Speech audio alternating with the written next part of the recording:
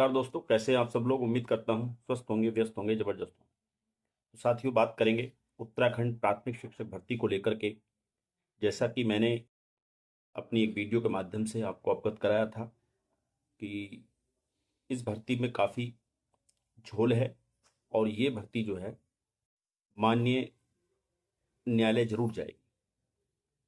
तो मैं आपको बता दूं, लेटेस्ट न्यूज़ जो है वो ये है कि ये भर्ती जो है अब ऑलरेडी न्यायालय जा चुकी है और इसमें जितनी भी अब नियुक्तियाँ होनी हैं वो न्यायालय के अंतिम आदेश के अधीन रहेंगी। तो क्या कुछ मामला है उस पर भी जानेंगे और एक ही मामले में दूसरे एक मामले में जो है माननीय हाईकोर्ट उत्तराखंड ने चंपावत बेसिक जिला शिक्षा अधिकारी को जो है निर्देशित किया है कि एक अधिक गुणांक वाली जो महिला अभ्यर्थी हैं उनका चयन वहां नहीं हुआ, उनको काउंसलिंग में शामिल नहीं किया गया और उनसे कम गुणांक वाले का वहां पर जो है काउंसलिंग हो गई है।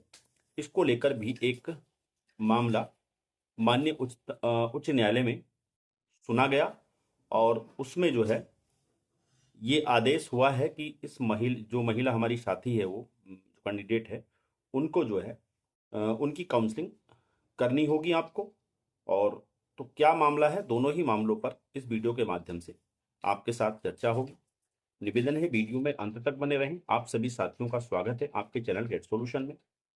और साथ ही निवेदन है उन सभी साथियों से जो चैनल पर पहली बार विजिट कर रहे हैं या कहीं ना कहीं लगातार विजिट कर रहे हैं और चैनल को सब्सक्राइब नहीं किया है, तो निवेदन है वीडियो को दूसरे अपने साथियों तक साझा करते हुए इस चैनल को अभी के अभी सब्सक्राइब कर लें। बेल आइकन को हिट करना बिल्कुल ना भूलें, ताकि इस संबंध में यानी प्राथमिक शिक्षक भर्ती से संबंधित अपडेट्स के लिए या शिक्षा जगत से जुड़ी छोटी बड़ी अपडेट के लिए जो भी हो वो आप तक समय से पहुंचती रहे।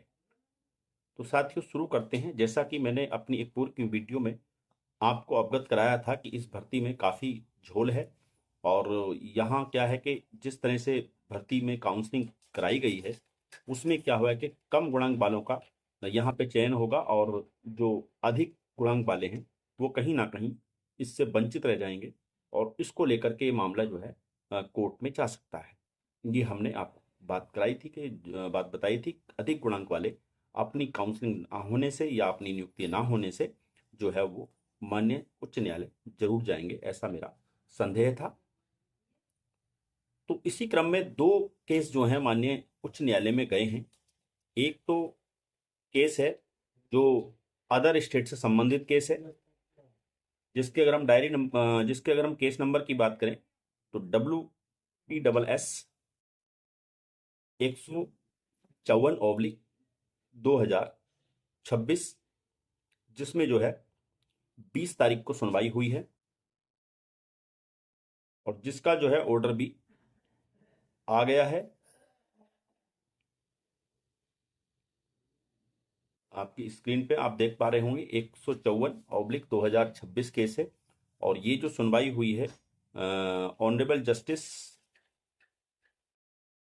आलोक मेहरा जी की कोर्ट में सुनवाई हुई है और अब जो इसकी अगली हियरिंग है वो 24 फरवरी को होनी है। एक तो हम इसी केस पर बात करेंगे। ये अदर स्टेट की तरफ से केस है, क्योंकि जैसा कि आप देख ही रहे हैं कि 2906 पदों वाली भर्ती में जो बाहरी DLED नियुक्त हुए हैं उन पर जो कार्रवाई चली रही है, उनसे स्पष्टीकरण मांगा जा रहा है। उसी को लेकर के इस भर्ती में उनके साथ ऐसा ना हो, इस चीज को लेके जो है ये केस जो है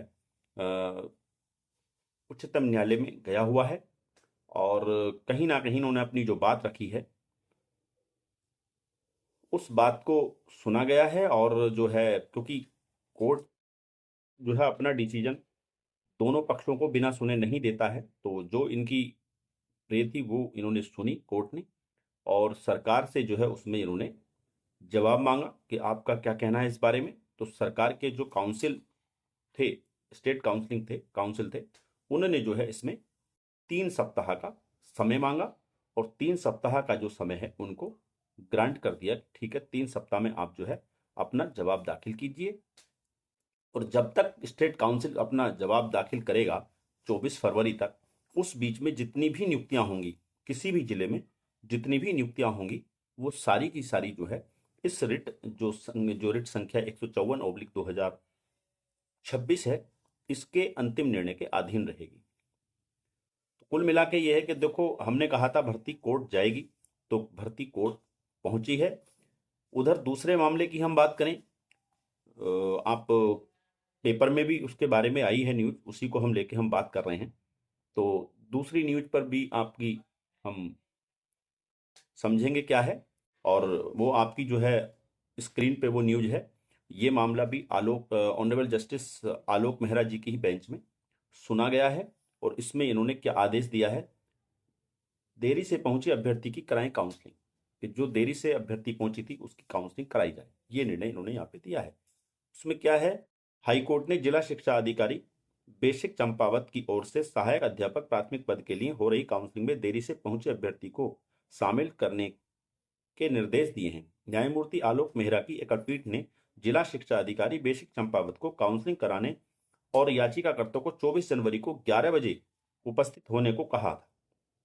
हल्द्वानी निवासी भावना ने याचिका दायर कर कहा है कि वर्तमान में राज्य के हर जिले में सहायक अध्यापक काउंसलिंग हो रही है, उनकी भी 12 जनवरी को जिला शिक्षा अधिकारी बेसिक चंपावत के वहां काउंसलिंग होनी थी। बेसिक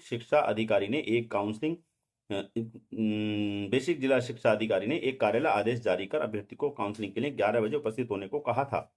साथ ही यह भी कहा था कि काउंसलिंग मेरिट के आधार पर होगी। ये एक मेन बिंदु है कि मेरिट के आधार पर होगी। याचिकाकर्ता काउंसलिंग स्थल पर 12 बजे पहुंची, जिसकी वजह से उसे शामिल नहीं किया गया।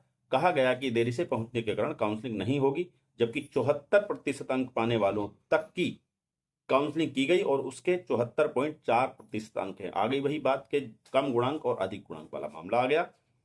अगर काउंसलिंग हो जाती तो उसका चयन सहायक अध्यापक प्राथमिक के लिए हो सकता था। याचिका में यह भी कहा गया है कि काउंसलिंग में देर से पहुंचने का मुख्य कारण यह भी था कि उसके साथ 2.5 साल का बेटा भी था, जिसकी वजह से तय समय 11 बजे नहीं पहुंच सकी। यानी कि एक मामला ये आप समझ गए कि कम गुणांक और अधिक गुणांक वाला मामला है यहाँ पे, और देरी से पहुंची, इन्होंने ये भी अपना कहा है। तो कोर्ट ने इनको सुना और कोर्ट ने जो है आदेश दिया है चंपावत जिला बेसिक शिक्षा अधिकारी को कि आप जो है इनकी काउंसलिंग जो है कराएं, और 24 तारीख का जो इनको 24 जनवरी को काउंसलिंग के लिए कहा गया है, और इनको भी 24 तारीख को पहुंचने के लिए कहा गया काउंसलिंग के लिए जो अभ्यर्थी हैं। तो कुल मिला के ये है कि जब अगर इस तरह का निर्णय माननीय हाई कोर्ट का आया है, तो इसी को आधार बनाते हुए और लोग भी अभी कोर्ट जाएंगे जिनके गुणांक ज़्यादा हैं और कम वालों की नियुक्तियां हो चुकी हैं। वो भी अपना कोई ना कोई उसमें जो है प्रे में कोई ना कोई कारण दर्शाएंगे, देरी से पहुंचे या जो भी रहा। कुल मिला के ये है कि स्थितियां ये हैं कि ये भर्ती में जो हुई है, कायदे में भर्ती जो है ये मेरिट वाइज होनी चाहिए थी, और मेरिट के हिसाब से ही वहां पर बुलाना चाहिए था लोग। इतनी अधिक मात्रा में सबको बुला लेना कोई समझदारी नहीं थी। होना यही चाहिए था कि जिला वार जो है मेरिट के हिसाब से बुलाया जाता, और उसके बाद जो अभ्यर्थी अगर वो सीटें अगर फिल नहीं होती, नहीं पहुंचते लोग, तो फिर अगली लिस्ट में उन लोगों को बुलाया जा सकता था। तो कुल मिला के आनंद फानंद में ये जो है काउंसलिंग कराई गई है बहुत जल्दी, अपनी वाहवाही लूटने के लिए कि हम जो हैं एक बार ही में ही काउंसलिंग करा के और भर्ती को संपन्न करा देंगे। नया एक प्रयोग किया है, लेकिन ये प्रयोग कोई खास नहीं है। इस प्रयोग से कोई ज़्यादा बेनिफिट नहीं हुआ है, ना ही विभाग को और ना ही जो अभ्यर्थी, क्योंकि आप देख ही रहे हैं आज लगभग अब 12 को हुई है और आज लगभग 23 तारीख है। लगभग 11 दिन जो है बीत चुके हैं काउंसलिंग हुए, लेकिन अभी किसी भी जिले में किसी भी अभ्यर्थी को नियुक्ति नहीं मिल पाई है। तो एक तो ये चीज़ है। दूसरी चीज़ ये है कि अगर इस तरह के केस मान्य उच्च न्यायालय में जाएंगे और ये भर्ती अगर लटकेगी, या कहना चाहिए कि जो कम ज़्यादा गुणांक वाले लोग हैं वो अगर इससे वंचित रहते हैं और वो कोर्ट जाते हैं, तो भर्ती में तो फिर भी टाइम लगेगा। तो कुल मिला के कहना यही है कि जिस तरह से पुरानी भर्तियां आपने देखा कि कोर्ट के अधीन ही रहीं, उसी तरीके से ये भर्ती भी कोर्ट के अधीन ही हो गई है। और अब इसमें 24 फरवरी को जो जो भी सुनवाई होगी, जो भी मामला बनेगा, वो देखने वाला होगा ये चीज़ें। और बाकी इस 24 फरवरी तक हो सकता है और भी कुछ लोग जो उच्च न्यायालय पहुंचे अपनी परेशानियां, अपनी जो उनके साथ जो कम गुणांक और ज़्यादा गुणांक वाला मामला है उसको लेकर के। तो बहरहाल ये दो अपडेट थी जिनको लेकर के मुझे लगा आपसे बात होनी चाहिए।